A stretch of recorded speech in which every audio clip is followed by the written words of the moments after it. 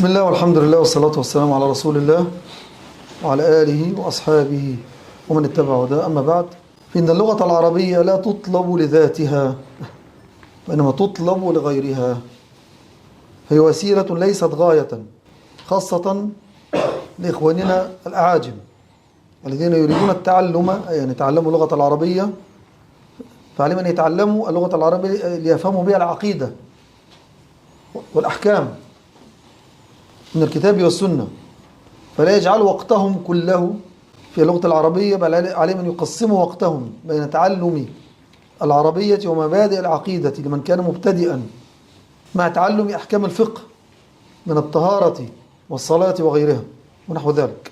وكذلك إخواننا الذين تقدموا في طلب العلم أن يجعلوا تعلم اللغة العربية على سبيل الفرض الكفائي، لا أن يتعمقوا فيها على حساب العلوم الشرعية الأخرى. هذا والله تعالى أعلم، وصلى الله على محمد وعلى آله وأصحابه وسلم. جزاكم الله خيرا. Cheikh Abi Abdel A'la, hafidahullah, après avoir prié sur le prophète sallallahu alayhi wa sallam et invoqué l'éloge sur les compagnons, a dit que l'étude de la langue arabe, c'est pas une fin en soi. Plutôt, c'est une science qui est étudiée pour d'autres fins. C'est un moyen et non un but. En particulier pour les frères non arabophones, le cheikh conseille de l'étudier afin de comprendre le dogme, la aqida, et les règles tirées du Coran et de la Sunna, al-ahkam. Et ils ne doivent pas exagérer au point de consacrer tout leur temps à l'étude de la langue arabe. Plutôt, ils doivent partager leur temps entre l'étude de la langue arabe et l'étude des notions élémentaires, de la croyance, al-aqida.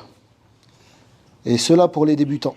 C'est-à-dire qu'ils ne doivent pas se concentrer uniquement sur la langue arabe et délaisser l'étude de la science religieuse, en particulier la croyance et le fiqh.